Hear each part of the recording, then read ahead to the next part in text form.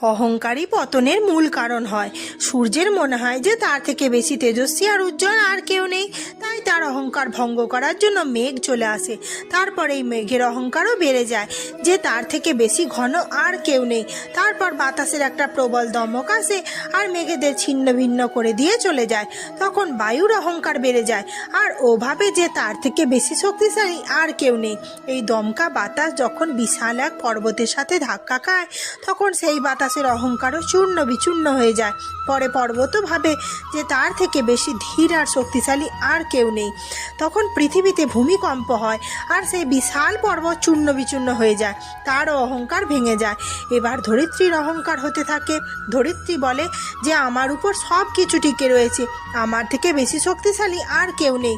তখন একটা ছোট্ট ইঁদুর আসে, মাটিতে গর্ত করে আর ধসিয়ে দেয়। ধরিত্রীর অহংকার ভেঙে যায়। Like, share, comment.